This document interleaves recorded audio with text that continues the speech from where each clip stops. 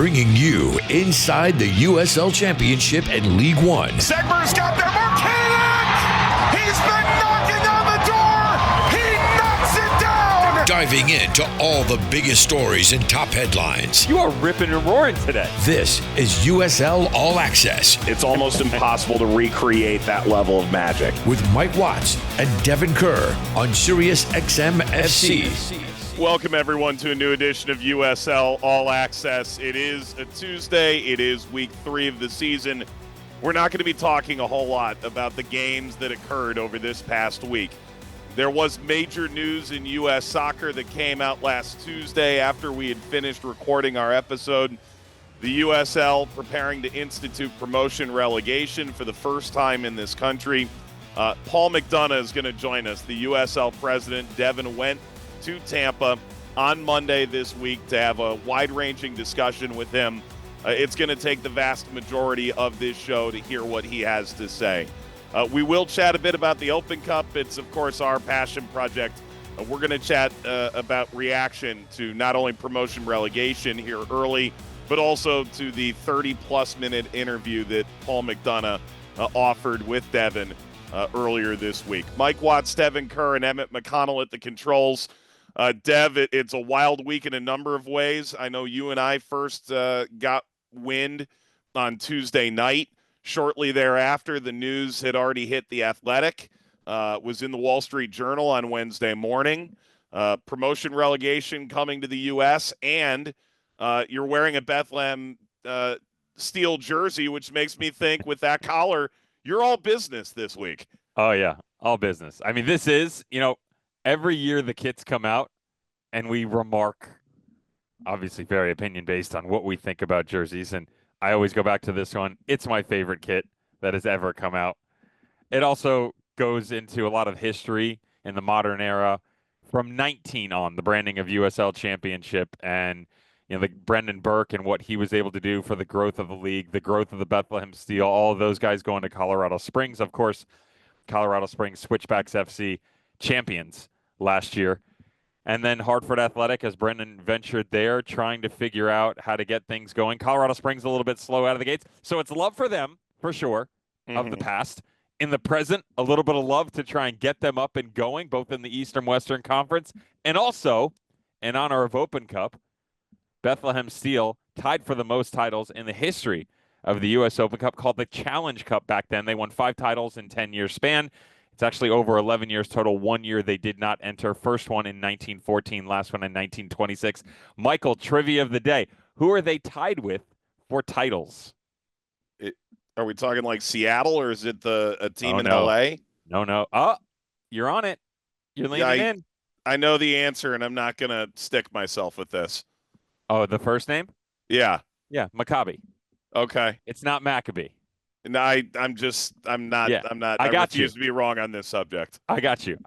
Listen, I got friends. I know what I'm talking about. Okay.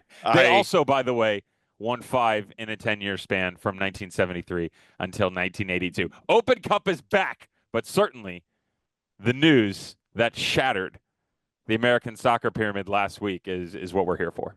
No doubt. We're going to get there in just one moment. Let's chat about the Open Cup, because those are games that occurred last week, the first round. There were 5 cup sets, 2 out of League One, 2 out of Next Pro, 1 out of the Championship. Foro was the first to go through from the UPSL. They knock out Texoma, USL League One expansion team. The Burrito Boys of El Farolito beat Real Monarchs. Virginia Dream shocking the Richmond Kickers.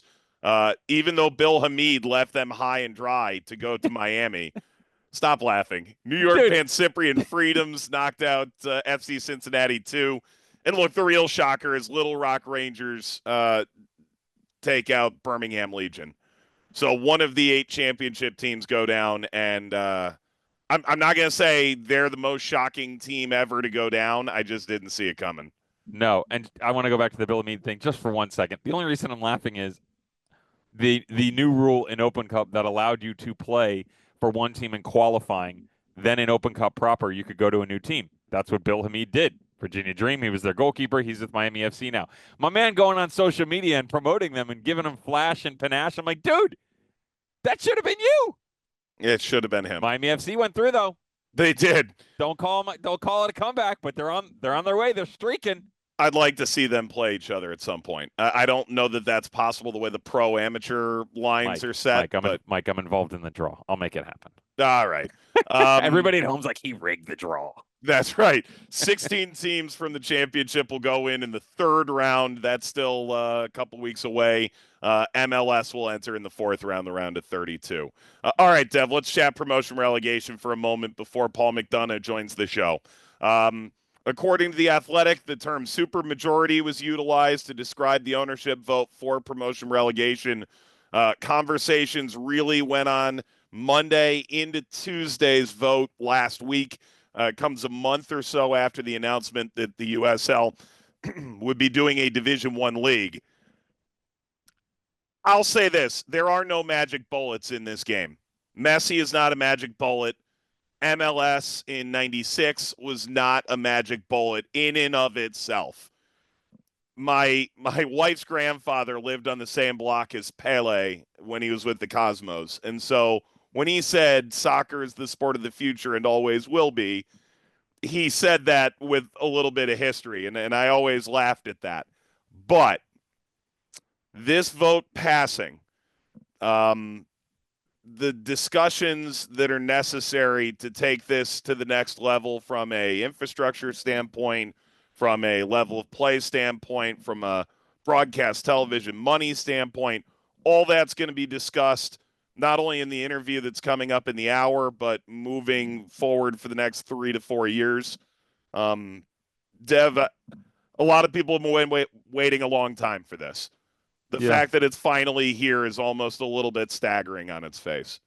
To me, it's the timeline in which it played out that's a little bit more shocking, I guess we'll say, because Paul McDonough has been very clear in the media about this, and he's going to talk about it in the interview. When he came in basically mid-season in 2023, he was basically sold the idea that Pro Rel is done. Far from it. His exact words that you're going to hear, and he goes into detail, those meetings in Colorado Springs that season,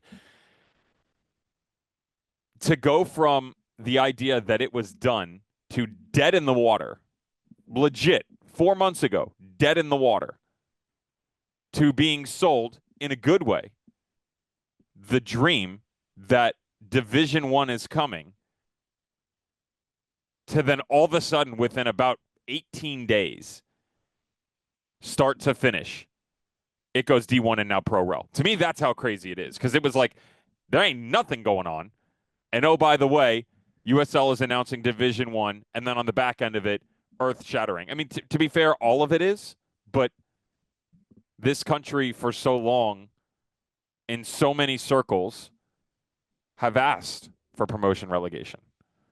And I'm not saying that it's a necessity. I'm not saying that you can't succeed without it. I do believe that there is certainly a place for it in this country. And if there's anything that we've learned, this is in any walk of life in America, at any level of business, on any subject. Being different sells. And if you get into the mainstream media and how quickly things move, the idea that you are going to be different than the next person next to you, whether it's cooking or as a motorcyclist, an F1 driver, everybody loves F1, like the mystique that comes around individuality for subjectivity in this day and age, is so important. And I believe that's going to be one of the biggest catalysts that will allow the USL Championship to drive through all this. Yeah, and I'll say this. This show began, Devin, you weren't even in the business yet. 2017 was year one of this show, and most people don't remember that because our ratings were terrible. At that point in time, I'd open up a mailbag, and every time it would essentially be Pro Rel when. What do you think of Pro Rel? And I actually instituted a no more talking about Pro Rel on this show because it was so far in the distance. And in the end, I was right, I suppose. It was 9 years. That's why you brought me in, so all those requests came to my mailbag. Right. So this has been a long time coming. There's still a lot to be decided. We can talk about how Mexico went about it and also had to abolish it. We can talk about how this is the standard of the world. We're going to talk a heck of a lot about it over the next several years, I know. but there's probably no one better to talk about it with than Paul McDonough. We're going to react to his interview later, but for really the past 6 to 12 months, we've been uniquely interested in speaking with someone that came from an MLS background to lead USL as its president. Paul McDonough, now with the league for a couple of years. This week, Devon went to Tampa and league headquarters and spoke with him on potentially dozens of questions. No topics were off the table. Devon and I discussed these together and ultimately asked the questions that we felt fans would most want answered. Part 1 of Devon's interview with USL President Paul McDonough is coming up after the break.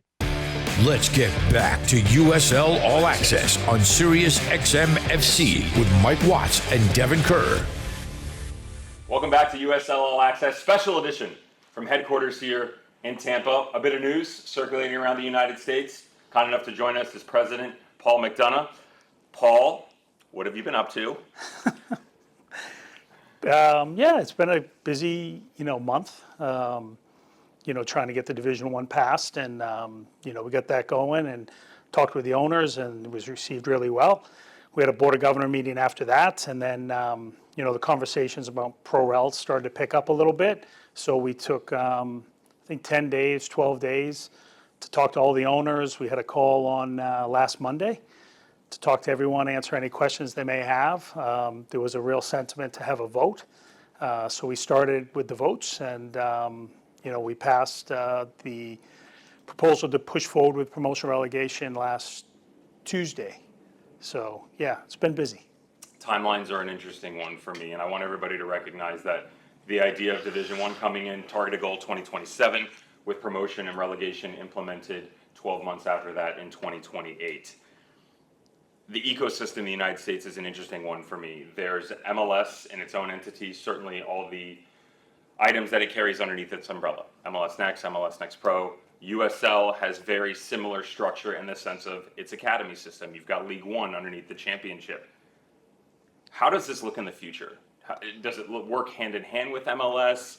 Does it operate at its own single entity? What, in the next 5 years, we'll say, what does the coexistence look like? We haven't had any conversations with them about it. They're their own entity. We're our own entity. For us, we looked at it, how we could build something that would build relevance, differentiation, and how we build out the ecosystem. So I think for us in the future, we'd look, Division 3, Division 2, Division 1, with free movement based on, sporting merit, who goes up and who goes down. So we just have to build that out over the next couple of years and just see, where it goes. Requirements, U.S. Soccer. Yeah. Heard a couple of conversations so far, certainly interviews that you were involved with, where some of it you can't approach because you don't know yet, right? Specifically the sanctioning, you said, that's kind of the latter portion of it. But within it, market size, stadium size, ownership groups, what sort of work beyond the current infrastructure for owners that are now in the USL ecosystem has taken place for the future? I mean, look, there's been just a lot of conversations, right? And I think it's important when you do this, right? You have to have some patience. And we have a couple of year run up to Division One and promotion relegation. And you have to kind of take things in steps, right? And the first step had to be is that the owners had to be on board with moving forward with promotion relegation. That was, the first hurdle, hardest hurdle probably. So once we got that, then the conversations start to happen with different stakeholders, right? So now we have to have conversations with existing owners and owners from outside that want to be in Division One. We'll have an application process for that, which is getting ready to ramp up now. We want to make sure that operates at a higher standard than the championship. And then, we have to have conversations with, U.S. Soccer, right? This, the Pro League standards have been built a long time ago and built for a reason, but, there's got to be some type of flexibility in the Pro League standards to get promotion relegation going. So we have to have those conversations with our TV partners, sponsorship partners, players union. All those conversations have to happen for us in the coming months. And we've always talked about, how do you go and implement it? And we felt really, really strongly that getting the owner's approval first was important. So we focused on that. And now we have to have work, what's the format going to look like with promotion relegation? What's the competition schedule look like? All those types of things. So all that work happens now. In the past, you talk about flexibility. In the past, U.S. Soccer has provided waivers for some of those requirements to achieve Division One sanctioning. Yeah. Let's tackle one directly. I can probably count on my hand at this given moment right now in early 2025 the number of championship teams that meet stadium requirements. Yeah. Conversations there as to the possibility of that taking place maybe in the launch, the inaugural year? Yeah, we have to, right? We have got to focus on infrastructure, right? And one of the main things for teams that want to come into Division One, they have to focus on infrastructure. And that's why, when we talk about the start date, probably more realistic to be 28. We look at 27, but it's probably too short. 28 is probably a more realistic timeline for Division One to launch, because we're going to have so many people that have to build infrastructure, or if they're in the middle of building infrastructure, that they have to have an alternate venue they can play at that would meet Division One, sanctioning standards right now. Our biggest concern really more is once we get into promotion relegation, we're going to have some teams that it just doesn't make sense for them to build a 15,000 seat stadium. So how do we let them be a really successful organization, compete on the field in a right-sized market, and they get promoted? It doesn't make sense like in England where they go and they dump a bunch of money in and almost double up the capacity of their stadium. It doesn't make sense. And I think that's the conversations for U.S. Soccer now is the standards were put in place a long time ago, and we understand why. But, Charleston, I'm going to use Charleston because I always use it as an example. It doesn't make sense for them probably to build a 15,000 seat stadium. If they right size it to 7,500 and they excel on the field and they run a really good business and they're a sustainable club, why shouldn't they be able to go up and compete with those clubs? I think it's more important for us, right, that when we get into the stadium and infrastructure that we right size it. 15,000 is an arbitrary number, right? And you can see, games in our country that happen right now, they're in 40, 50,000 seat stadiums and there may be 8,000 people in there. Wouldn't it be better if there's 8,000 seat stadium and it's full and the environment's unbelievable? So that's the way we look at it. So those are the conversations that have to happen with U.S. Soccer. I want to combine two here just to come off of that. So the targeted dates, right? Yeah. 27 for Division One, 28 for Pro Rel. Certainly what of a sliding scale we could call it if need be. I'm curious though, with everybody talking about the World Cup in 2026, what is the reset button of, okay, we cannot go past this point in order to make this happen? Yeah, we haven't got to what's the drop dead date, right? I think we're just really committed to getting it done. The interest for Division One has been really strong. Teams that want to do it from inside or owners from outside the ecosystem. Pro Rel, right? We know once we get to Division One, then launching that, the conversations then happen with the sporting committee and the owners. How do we best implement it? There's different ideas. You could start it maybe a year before Division One with something between League One and the championship. Some of the owners we talked to said, well, we're not sure. We should just start Division One and then start it. So a lot of those conversations we'll do, and then we bring it back to the owners to vote on our competition structure just like they do every year. So we've just got a lot of work to do in that realm. And, I think we've thought about it in our own minds about what it looks like, but it's just, the work to do now and then bring it back to the owners. Fortunately for you, they don't allow me in the Board of Governors meetings, so everybody at home, you're welcome as well. But within that, the biggest pushback that you get around this country looking at other leagues is how does someone, if I use MLS as an example, how does someone who reported number $500 million for their franchise in San Diego, how do you then justify if they were to implement a Pro Rel system to someone that buys in for, let's say, $20 million at third tier? Put us in that Board of Governors room. If you're you're in New Mexico and you're talking to someone from Omaha, their investments were different. I'm sure it's going to be different for a new championship owner. And how is that received by all of those owners? We had those conversations, right? They actually did happen in the Board of Governors, and people get very worried about valuation. Will it hurt valuation? We had a really good discussion about that. The common idea that people always lean into is England. When you get relegated from the Premier League to the Championship, you lose all the revenue. What about the parachute payments? What about the valuation loss? And they're just in a different world than us, right? With the TV money. So when you get relegated, yeah, of course you lose a massive amount of money. We're not really in that world right now. So the jeopardy as far as finances go isn't anything for us to worry about, in the next decade. Yeah.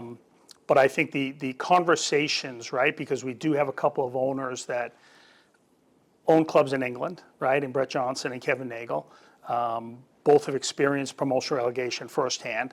They talked about it with the guys. I think Kevin Nagle really chimed in and said that he didn't feel as though it would hurt valuations, because in England, even though you lose the national money, the local revenues stay the same. And our valuations are judged right now based mainly on local revenues. I think everybody looks at what could be the new shiny penny of a new team coming in, within whatever league that may be, the Division One, the Championship, League One, and what cities are associated with that. We've seen success within some of those groups already, though, a lot of those groups, to be fair, which has allowed us to get to this point in the USL ecosystem. Where does the USL need to see the most substantial investment to see success at the Division One level? Yeah, we need team owners that come in and have a vision of excelling and pushing our very best teams, right? We need owners that are going to come in and that are going to build stadium, training facility, a proper front office. They're going to market their club properly. They're going to invest in players. That's the most important thing when we look at new ownership groups, what they can bring to the table. And so, we want to bring, anytime you add, you always want to try to add at the top, and that'll be the goal for us. Where we look at our benchmark of who are our top teams, we want to try to bring in better than them to raise the bar. In terms of expansion, is there a cap on the maximum number of teams that a league could sustain? Because, and you said it in your interview on Galazzo, this is a big country. There are a lot of cities that could be involved too. It is, and I think we've had a lot of conversations about it. We've had conversations with the owners about it. I think we're ways off from getting there if we're going to build it out. I think when you go to really truly implement promotion relegation, you need to have balanced schedules. And when you start leaning into balanced schedules, that limits what you can do. So we've always talked about the Division One league just playing a national balanced schedule of home and away. Right now, our teams are playing 34 matches. And then, in the championship, I would continue to see probably an East-West. And if they played balanced schedule, and then, League One, we need to build up over time, because it doesn't make sense for League One. Right now, they're playing a national schedule, and it just puts so much pressure on the club from the travel standpoint, that I think if we can get into East-West and then actually add into it to make it a little bit more regionalized, or 3 divisions or 4 regions, long term, that would be the ultimate goal. But that's going to take us, 8-10 years, I think, to get to that type of a stage. So yeah, I think everyone always wants to talk about a cap, and we have looked at it. But I think right now, for us to fill it out, we still have to add quite a few teams to make sure that the schedule works. We would have 3 distinct schedules, right? We would have, the regular season, which if you play a balanced schedule is important. We would still have playoffs. And then we would have the Interleague Cup, which I think is interesting, because then it just gives us regional matches. So you try to pool all of those things together to build out your competition schedule for the year.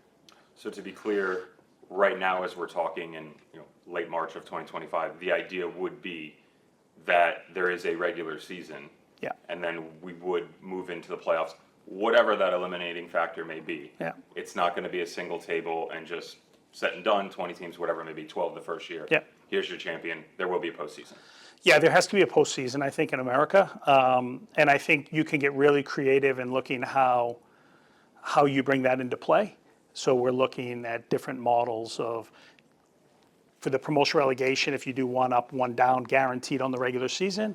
Do you do something where, maybe the bottom four in Division One play against 2 through 5, 2 through 6, in the championship for some type of a playoff mechanism for another team to be promoted, or, they stay put? There's just a lot of different ideas that we've looked at with the 21st group, and we'll evaluate it with the sporting committee, and then we'll bring it to the owners. And just to be clear, your Sunday USL team falls into which category there? Oh, we're going straight into the top. We've certainly seen an advancement in the quality of play on the field. Yeah. To be fair, at every level within this country, but certainly, I have conversations all the time about what growth we've seen in Yeah. the last 5 years. The level of competition, the highest we've ever seen within the league. With on-field product comes more advancement, also comes higher expectation. Yeah. Division One is a totally different conversation because, in theory, that level is going to be not just higher, probably substantially higher than what we see in the championship. So what does it look like in terms of a roster build? And globally, can you make a comparison as to maybe what that product looks like?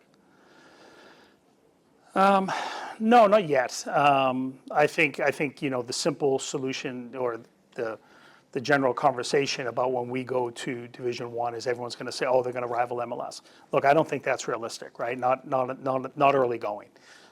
Their roster spend is just so far ahead right now. I think for us, we've got to focus on 3 tiers, and if Division One can look better than the championship, it'll fall somewhere in between the championship and MLS. I think if we could push to be competitive like the lower level teams of the MLS, that's okay, but to catch like a Miami or an Atlanta, just that's not realistic, right, at this stage. But I think the expectation has to be that the competition has to be better. I think that there will be a lot of opportunities for players to make more money and play in better environments, better stadiums. So that's what we'll focus on. Opportunity, certainly the salary, right? You just referenced money. Players outside of the USL umbrella, college players. Pop Marboy, a great example. Success at Clemson, highly touted individual that did not take the route of MLS Super Draft. Sean Smart, another one, his teammate there. Whether it's MLS academies, college players that I just referenced, ECNL, they're not necessarily taking the traditional path as maybe it's viewed in some circles within this country. Are there metrics to maybe describe the effectiveness of the USL Academy pathway or the players outside of it? I think, yeah, look, I think a lot of players, our teams are leaning into that youth development bit a little bit more. I think our really big focus, what I talk to the teams about, is we've got to put more time into scouting and recruitment. The risk now of making a mistake is big. So if we can get in and provide more opportunities through scouting, we don't have systems that inhibit us from not signing a player at any time, right? We can go and you can get a kid in the fall coming off a college season when he's done. You can just offer him a contract right there. Yeah. You don't have to wait until January, which I think our teams need to lean into. We don't have any of the homegrown restrictions or those recruiting blocking systems that is out there. So really, our teams need to really dive into better recruitment. Staying in one of the, I call it lower tiers, I don't mean that disrespectfully, but That's all right. we go the academy level underneath the championship. A couple of years back, USL signed its first CBA, collective bargaining agreement, in 2021. That expires at the end of 2025. So you've got what would be a new agreement with them, Division One looming, Pro-Rel. I'm sure the players who are in charge of it love it. Kind of, where do we sit on that subject? Yeah, the conversations are ongoing with the union, and we've always said, that they're not active in those participation about where we want to go, like with Division One or with Pro-Rel, when we're making the decision. But I think now that they have to part of their stakeholders, and we have to have those conversations. So those conversations are ongoing now. I want to go back to Pro-Rel for a second here as we talk about tiers. I think it's easy for people, rightfully so, to look at the actual requirements from U.S. Soccer and their sanctioning methods. What about internally? Are there non-negotiables, if you will, to use terms from teams, of necessary steps before you guys say, okay, now we're ready? Because obviously you want to hit their markers, but values and morals can change within an organization. Yeah, I think it's really just important for us that we have higher standards, right? I think this was kind of the big thing we saw in the championship is, we had some teams really investing in stadiums and training facilities and putting money in, and the gap was getting really big, right? And, some of the teams towards the bottom, they just don't have the revenues or the fans, the community to keep up with the bigger teams in like Sacramento, Louisville. Their revenues are just starting to outpace the other ones. So I think really for us, it's just not going to be about the the U.S. soccer standards. We are going to have different expectations on the owners that go in, that they have to have proper staffing, coaches with licensing, all of those things to make the environment better. And the expectation is attendance. Because if you're going to drive media, we have to have good attendance, and it's got to look good on the field, but also in the stands. Your predecessor, Jake Edwards, sat with us in 2019, and that was really the first time at the public level that ProRel became very talked about, right? It was USL acknowledging it directly. The article that The Athletic released in 2023 brought up promotion relegation as well. There's the announcement of Division One. Now there's tons of support from fans. I think there are some other fans that are maybe weary of, is it a boy who cried wolf again? Maybe how would you put them at ease? Yeah, I don't think in the last 2 years, I don't think we've cried wolf. I don't know what happened before I got here. When I showed up in May of 23, the idea was that ProRel was ready to go, and we're just going to go into Colorado Springs and almost rubber stamp it. I walked into the room and it just wasn't there. And we had to go through the process of just pulling it back. I think the owners appreciated that. I think we've handled the owners a little bit differently since we've arrived. It's been much more collaborative, and we've had some, Colorado Springs was some difficult conversations, but everyone was kind of, I walked out, I looked at Lee and Jeremy, and I said, oh, Jesus, this is crazy. Is this what it's always like? And I thought it was an absolute train wreck. And we walked out, and I was walking across back to the hotel, and guys were coming up going, that was the best meeting we've ever had. And I was like, what are we in for? I swear to God, it was crazy. Bodies flying everywhere, and but it was good, right? Everyone needed to just get out. I think Lee and Jeremy have done an unbelievable job with the leagues. There's a lot of conversations that happen now more with the teams. So yeah, we just pulled it back, and I think then as we continued to have conversations, I think they appreciated that we did the work and we talked with them. We didn't push it too hard, but it did get to a stage that we had to decide what we were doing. So the idea was ProRel was getting to be really hard to get done. So we leaned into Division One, and that was received really well. And then once we came out of that, then it was like, all right, let's get ProRel going now that we have Division One. One of the hang-ups was, and I understand it, they just couldn't get their head around having real promotion relegation when you were Division 3 to Division 2 to Division 2. So splitting it like we originally thought, it just didn't make sense.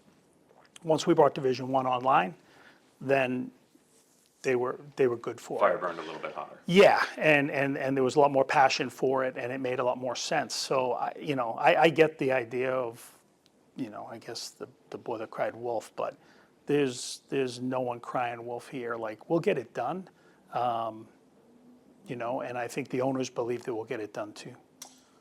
Let's talk about long-term growth and the overall direction of the league. You referenced for infrastructure of each individual team, whether it's adding on to current stadiums, building their own soccer-specific, building bigger ones. You made reference to the turnstiles, certainly, right? Yeah. I think one of the bigger things that people that don't know from outside the USL ecosystem, but ones that are inside and do know, is that getting the gates to turn is such a massive revenue driver for teams. Step aside from that. What revenue sources are being developed to help sustain the growth of those existing clubs outside of just ticket sales? Well, you need everything, right? You've got to get sponsorships better. You got to be better with sponsorships at a local level and a national level. We just started about a year and a half ago. We started a club performance group. So the club performance group is housed out of here. We have all the data. So we're there to assist every club when it comes to naming rights on jerseys, stadiums, if they need help building decks and having all the information to right size it for what they're looking for, then we're there to help all the teams so that they can drive more revenue. We need to be better on the national revenue side. I've said that since day one. We are growing, but we've got to take a really big step. Media is helping us with that. We've got good partners with that. So all of those things need to continue to grow. But you have to tap into every ounce of revenue you can find, whether that's the sponsorships, the TV. I think our teams are doing a much better job on player sales, right? The player sales now are going for more money than they did 3 years ago, but that has to continue to grow. Growth of the leagues overall, and I want to get competition specific here. Jägermeister Cup is interleague this year. We saw it implemented into League One last year. The championship will join. You mentioned 34 games at the championship level, 4 games for each team, going back and forth. But also the Open Cup. What does the future look like for those two specific competitions woven into this league in terms of maybe total number of games? Yeah, we'll look and see what happens, right, with the competition schedule internally, right, with the balance schedule. We always try to want to lean into balance schedule. We're not going to get there right away, but we've got a couple of years to get there, and then we'll figure out what the Interleague Cup looks like, about how many matches. It could be for Division 3 and Division 2, they may play 6 matches, and Division 1 comes in and plays 4, right? We don't know that yet. So we'll build that out as we get all the number of teams set and then what the competition structure looks like. The U.S. Open Cup too, I think it depends on what happens with the MLS. Do they all come back in? We're growing. It probably doesn't make sense in the future to have every professional team in every league participate. So we're having discussions, but as long as the U.S. Open Cup's around, the USL will participate. You alluded to it earlier in terms of roster build, how some of the limitations that are at play elsewhere, not just in the United States, don't necessarily affect USL teams. We kind of started off as a joke in 2019, but we always said that, if you took that Phoenix Rising team, for instance, that could pretty much score at will, they opened up their checkbook a little bit more than we had seen historically. Why not throw even more at it and make a run to the Open Cup, get yourself into CONCACAF Champions Cup, pipe dream maybe, but the Club World Cup right around the corner. How about those two competitions? Yeah, those competitions, I think the Club World Cup is probably very far off.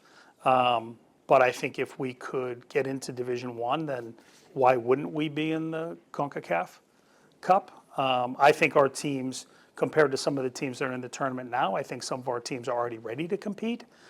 But I do think that to really be sustainable there, when you look to go up against the likes of, the big clubs in Mexico and the bigger clubs in this region, we're going to need more spending on rosters. You got to be a little bit deeper. Hypothetical here. I'm going to change the team name on the card so that I don't get myself into trouble with everybody at home. It's year 3 of a 3-tiered system. Let's assume 2028 is the first year, so we're in 2030. You get an application from Mike Watts, City FC. Great owner, great player. Yeah. They want to join Division One, and everything in terms of what the USL ecosystem requires is there: assets, financial backing, and so on. But maybe pushback from current Division One teams that hadn't earned their way in, and maybe how it relates to those fans. How would you answer those fans and critics? I think we have to make sure that we can build out the ecosystem first. Now, do you take Mike Watts FC, that he's a billionaire and he's got ambition to come in? I don't have the answer right now, because I want to see how many teams we have in the league. Do we have a balanced schedule? or do they have to go down a tier or two and then work their way up? I think ultimately that's what everyone wants, but I think you have to give it some time until you get to that phase. I think just promoting teams for the sake of promoting them early, right, doesn't make sense. If you can bring someone into the ecosystem in the early stages, right, we're in the first 2 or 3 years from now. If you're in the early stages and you can bring someone in that's going to make the whole ecosystem better and you have the room for it, I think the discussion internally for us will be, are you better off to bring in Mike Watts FC or promote someone that maybe doesn't come in at the top of Division One? So that's the way we look at it. I think once you get to a balanced schedule, then you probably, have to go further down. But I think we're 3 to 5 years away from that. So again, targeted timeline 28 for Pro Rel, 27 for Division One. There's something going on next year in 2026, World Cup. Probably haven't heard about it. You should look it up. It's pretty nice. World Cup's right around the corner. What sort of growth? I was going to say, do you expect? I would actually phrase it differently and say, what sort of growth do you think is necessary coming out of the World Cup competition to get more eyes on USL? Well, I think we're doing it now, right? I think the tailwinds coming out of a World Cup, everybody gets excited. I think if we continue on the path and we start building stadiums and we're announcing teams, we have a good plan for promotion relegation. As more fans watch the game and the game continues to grow, then I think that's what we have to do. I think it's more about what we do between now and the end of the World Cup, right? As far as who's building stadiums and who's going to be in Division One, what is the ecosystem starting to look like? We have to get the work done for people to continue to follow us. We've talked a lot about growth. This is my last one for you.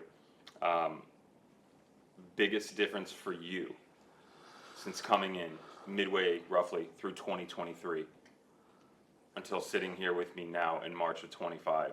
And I understand the announcements are a big thing, but in terms of the growth that the leagues themselves have experienced.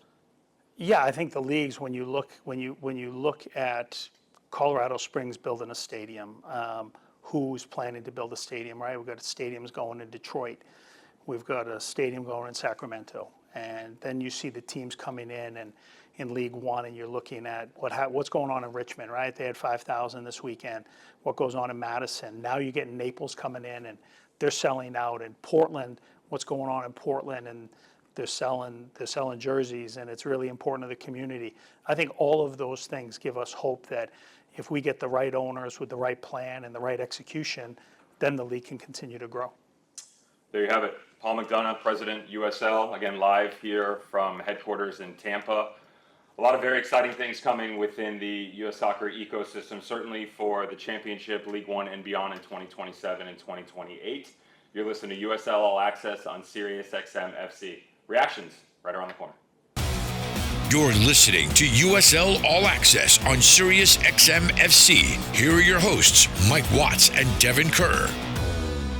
Welcome back, everyone, to USL All Access. We hope you enjoyed the interview that Devon was able to spin with Paul McDonough up in Tampa. Dev, how's your leg feeling after all that driving? Better than expected. What got me in trouble is my wife's been a little bit under the weather, so I came home from Brightline on Sunday at noon and basically went 36 hours without crutches, and that's where I'm at right now. No caffeine, no celebratory cocktails, just vibes. We appreciate that you shared your vibes with us, and we appreciate Paul McDonough. No topic off the table. Genuinely grateful for that level of not only access, but also the ability to ask what we felt was maybe most pressing at this juncture. It may not be every question that everyone wanted answered, but with time, I'm confident we'll get there. Dev, let's chat a little bit about what the USL League president had to say. I think right off the bat, 2027 is probably too short a runway. 2028 is probably more realistic for launch of League One or promotion relegation. Teams need to build infrastructure, I think, was A1 on that list. If not, you'd need an alternate venue. Let's not forget MLS started at Arrowhead and Ohio Stadium and the Rose Bowl and Spartan Stadium. So I don't think that's a huge left turn, but the timeline, I think, was interesting. Yeah, and friendly reminder that the first soccer-specific stadium for MLS didn't come until the Crew brought one in, 4 years after the initial inception of Major League Soccer in 1996? Again, I don't think that's a black mark on a resume. That's just part of the process. It was always going to be a very rapid timeline, which can still be hit, to be fair. That's just the first time in the public eye that we've heard USL, I should say, vary from that 2027 number. And I will say we've seen 2027, 28 listed in places, and I think that actually is interesting too, because it doesn't seem like everyone went, see, European calendar. Yeah. Right?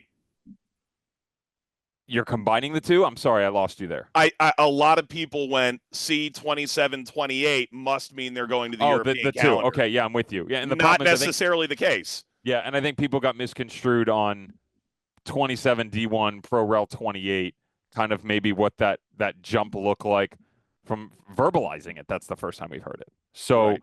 And look, it could still happen for sure. I think that's the most important thing, but there has to be this grace period and understanding that you're not going to hit every mark right away, though you certainly still can. Then you wonder, okay, well, does D1 and Pro Rel come in the same year? Makes you kind of go down a rabbit hole a little bit. Does D1 go to 2029? Does it jump to 30? Again, this is a process here. I do believe in the process. Everything that was shared with us in the interview, certainly some others behind the scenes. I thought it was interesting, Mike, when you talk about what it takes to get Division One sanctioning, and Paul alluded to it, we've got it on the rundown here, of the Charleston Battery example, right? That it's everyone right now to granted Division One sanctioning, you have to have a 15,000 15,000 stadium seating. We'll say that. There, you and I did the math. I think it was 3 that are currently in USL Championship. Although plans for other teams like Sacramento Republic, new stadium to build off of. Certainly, Louisville have the room. Paul McDonough said, "Listen, they don't need 20,000 people. They can't sustain that, and sustainability is the most important thing here. That." If you go up, if you stay up, if you drop down 2 tiers, that passion and culture, which we also talked about, is still there. You lose that.